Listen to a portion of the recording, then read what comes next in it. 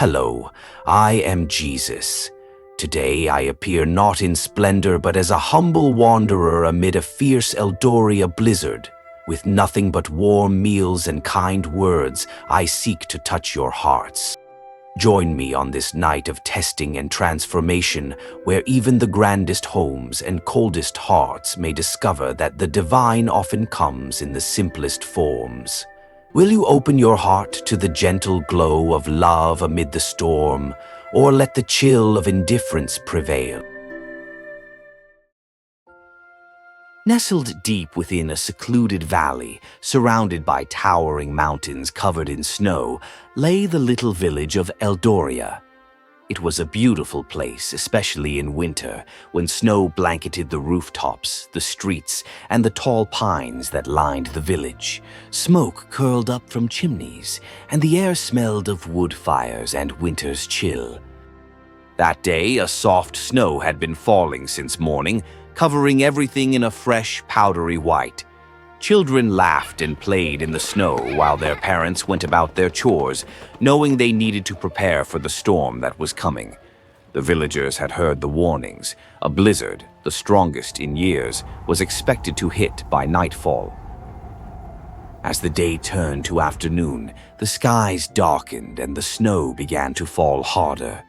A biting wind picked up, whistling through the streets and rattling the windows of the small cottages. The villagers quickly retreated into their homes, locking doors, drawing curtains, and stoking their fires to keep the cold at bay. It was then, as the first gusts of the blizzard rolled into the valley, that a lone figure appeared on the snowy path leading into Eldoria. He walked slowly, leaning into the wind, his tattered cloak flapping wildly around him. His sandals were thin, barely protecting his feet from the freezing ground.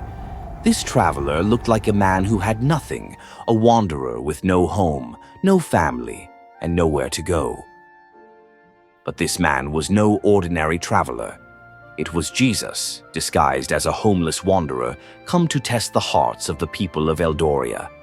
Tonight, as the storm raged, Jesus would knock on their doors, not to seek shelter for himself, but to reveal the true nature of their hearts. The first house Jesus approached stood atop a small hill at the edge of the village. It was the grandest home in Eldoria, with tall stone walls, a heavy wooden door, and wide windows glowing with warm light. The path leading up to it was lined with neatly trimmed hedges, now weighed down by the snow. Despite the growing storm, the house seemed untouched, its opulence a stark contrast to the cold and chaos outside. Jesus climbed the steps, his sandals crunching on the frozen path, and knocked firmly on the large door. For a moment there was silence save for the howling wind. Then the sound of heavy footsteps echoed from within, and the door creaked open. A stout man stood in the doorway, his bald head shining even in the dim light. He was wrapped in a thick fur coat, and a polished cane rested in his hand. This was Mr. Hank, one of the wealthiest men in Eldoria.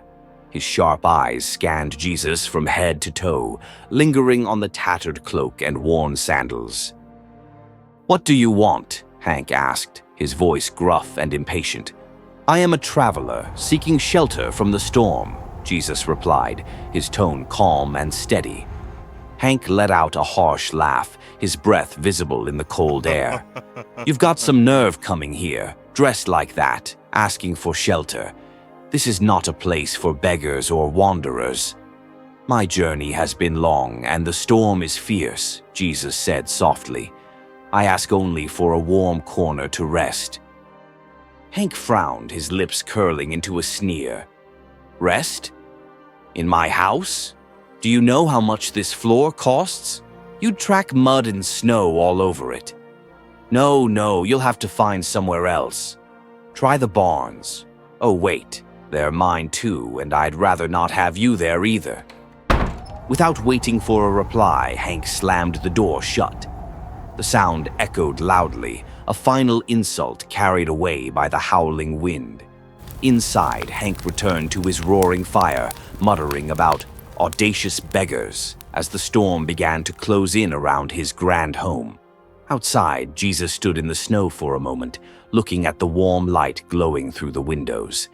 Then, without a word, he turned and walked back down the hill, leaving behind the house that had no room for kindness. The second house Jesus approached stood at the center of the village.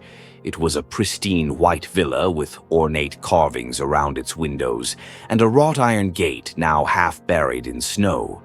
The garden, though hidden under the frosty blanket, still showed signs of meticulous care. It was the home of Madame Lila, a wealthy widow known as much for her extravagant lifestyle as for her sharp tongue.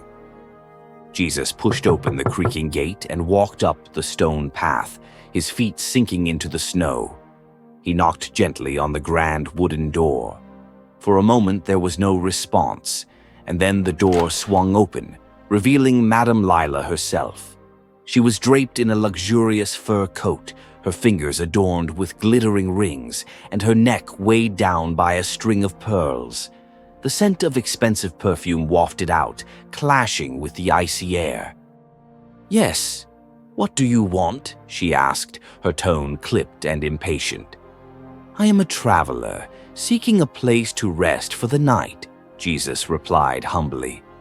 Lila's sharp eyes scanned him, from his tattered cloak to his worn sandals, and her expression shifted to one of disdain. "A place to rest? Do you think this is a charity?" "I ask only for a corner by your fire," Jesus said softly. "The storm is fierce, and I have nowhere else to go." Lila raised an eyebrow, her lips curling into a cold smile. "Nowhere else? Well, that's hardly my problem. Shelter in a home like this isn't free, you know. What do you have to offer?" "Gold, jewelry." "I have no riches," Jesus said, "but I can offer my blessings." "Blessings?" Lila scoffed, letting out a mocking laugh.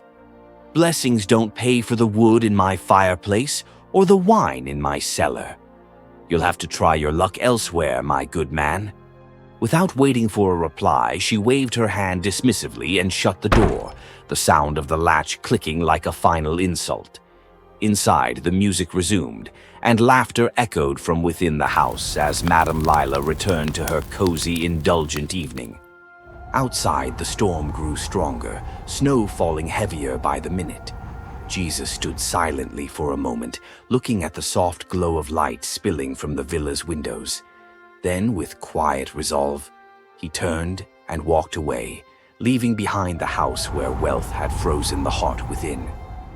At the farthest edge of the village, nestled beneath a hill covered in thick snow, stood the third house. It was a humble little cottage, its walls worn and its roof sagging under the weight of the storm. The single window glowed faintly, its light flickering like a fragile beacon in the cold, dark night. Unlike the grand houses Jesus had visited earlier, this home bore the quiet marks of hardship and perseverance. Jesus knocked gently on the wooden door, and a moment later the door creaked open. A small boy of about 6 peeked out, his wide eyes shining with curiosity and excitement. His cheeks were flushed from the cold, and he wore a patched woolen sweater. "Mama, someone's here," he called, his voice bright against the howling wind. A woman appeared behind him, her shawl wrapped tightly around her shoulders. Her name was Anna, a widow who had faced many struggles, but never let them harden her heart. Despite the exhaustion visible in her eyes, she greeted the traveler with a warm smile. "Please come inside," she said without hesitation, opening the door wider. "You'll freeze out there." Inside, the small room was modest but welcoming. A tiny fireplace crackled softly, doing its best to push back the cold that crept through the cracks in the walls. A wooden table, 2 chairs, and a simple cot made up most of the furniture. On the fire hung a small pot of soup, its aroma faint but comforting. The boy, eager and full of energy, tugged at Jesus' hand, leading him toward the fire. "You must be so cold. Sit here," he said, pointing to a stool near the flames. Anna set about tending to her guest. She helped Jesus remove his soaked cloak and hung it near the fire to dry. "We don't have much," she said gently, "but what we have is yours." She ladled the thin soup into 3 small bowls, carefully dividing it between them. Though it was a modest meal, Anna made sure her guest was served first, offering him the warmest spot near the fire. Jesus accepted the meal with gratitude, watching as the boy chattered happily about the snow, the storm, and the games he played that day. "Do you have a long journey ahead?" Anna asked, her voice soft but filled with genuine concern. "I do," Jesus replied, smiling kindly, "but your kindness has already warmed me more than the fire ever could." Outside, the blizzard roared like a wild beast, with snowflakes whipping violently through the air, erasing the world in a blinding white chaos. Trees bent under the weight of snow, their branches cracking in protest, while the wind slammed against the cottage, making its walls tremble. Yet, inside the small cottage, the glow of the fire and the warmth of kindness stood firm, a fragile sanctuary against the storm's icy wrath. As the first light of dawn streamed through the window, Anna slowly opened her eyes. The warmth of the room enveloped her, but when she looked around, her breath caught. This was not her small, worn cottage. She was lying in a beautifully crafted bed with soft blankets she had never seen before.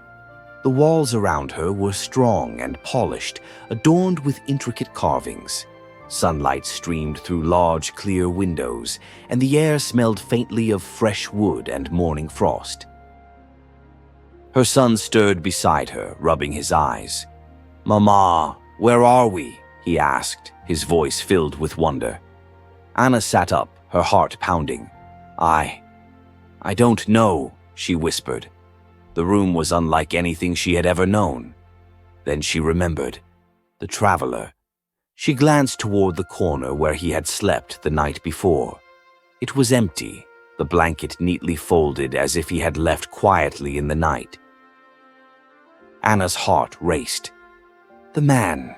He's gone," she murmured, rising to her feet. She hurried to the door, pulling it open, and gasped. The world outside was transformed. The house itself was no longer the crooked little cottage she had known. It was a grand home, its sturdy walls gleaming and its roof rising high into the sky. Fruit trees lined the paths, their branches heavy with frost-tipped leaves, and the snow around the house sparkled as if it had been sprinkled with diamonds. Her son ran outside, laughing as he twirled in the snow. "Mama, look! It's like a palace!" Anna stood frozen on the threshold, her hands trembling. She knew then that the man she had welcomed into her home was no ordinary traveler. Tears welled in her eyes as she whispered, "It was him. It was truly him." Elsewhere in the village, the storm had left devastation. Hank's mansion stood with its roof collapsed, and Lila's villa was battered, its windows shattered and its gardens buried under snow. Both their homes bore the scars of the blizzard, unable to withstand its fury. But Anna's home stood tall and strong, a beacon of light and warmth in the valley. When the villagers came to see, drawn by the beauty of her transformed home, they found Anna and her son standing in awe, tears of gratitude in their eyes. Suddenly, a light brighter than the sun appeared above the village. The villagers, emerging from their homes, stopped and stared in awe. High above, a radiant figure hovered in the sky, his arms open wide as if blessing the valley. "It's him! It's Jesus!" the boy cried, his small voice ringing with excitement. "Mama, it's Jesus! He helped us!" The villagers gasped, their eyes fixed on the glowing figure. Hank and Lila, who had made their way to Anna's transformed home in shame and desperation, fell to their knees. Tears streamed down their faces as they looked at the figure in the sky. "We were blind," Hank said, his voice trembling. "We turned him away, We cared only for ourselves. Lila sobbed, clutching her fur coat tightly. How could I have been so selfish? I see now what truly matters. Forgive me, Lord. From that day forward, Eldoria changed. Hank and Lila, humbled by their encounter, became the most generous and kind-hearted in the village, sharing their wealth and opening their doors to those in need. Anna's grand home stood as a symbol of compassion, a beacon of hope that reminded everyone of the night Jesus walked among them. No traveler was ever turned away again, and the people of Eldoria carried the lesson of that miraculous night in their hearts forever.